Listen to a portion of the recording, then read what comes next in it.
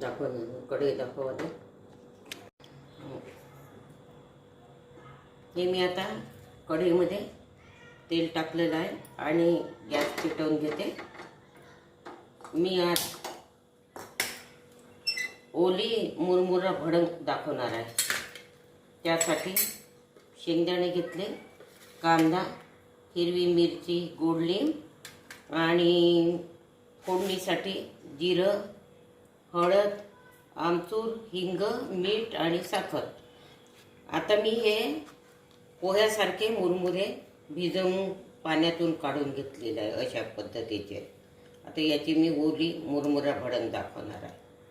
हे बघा, आता तेल होऊन राहिलं। यामध्ये आता तेल गरम झाले, जिरं घालून घेते,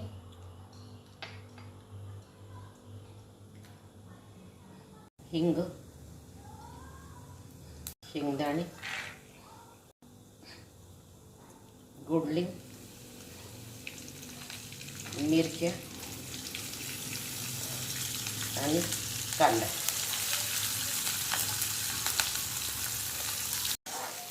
सर्व कांदे वगैरे छान गुलाबी होईपर्यंत शिजू देते। आता यामध्ये मीठ घालून घेते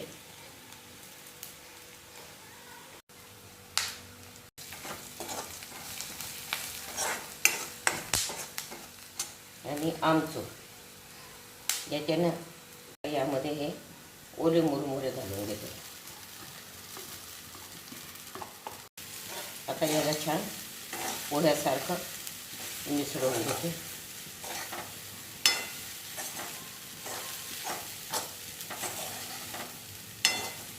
हे बघा, अशा पद्धतीने जसं आपण कांदे पोहे करतो त्याच पद्धतीची ही ओली मुरमुरा भडंग आहे।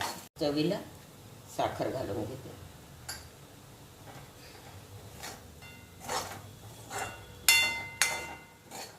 हे ओली मुरमुरा भडंग झालेली आहे। आता याला सर्व करते। मुरमुरा ओली भडंग अशा पद्धतीचे केले। त्यावर मी खोबरं किस आणि कोथिंबीर हे भुरकून टाकली आहे। जर ही रेसिपी माझी आवडली असेल तर माझ्या ग्रामीण चॅनलला सबस्क्राईब करा।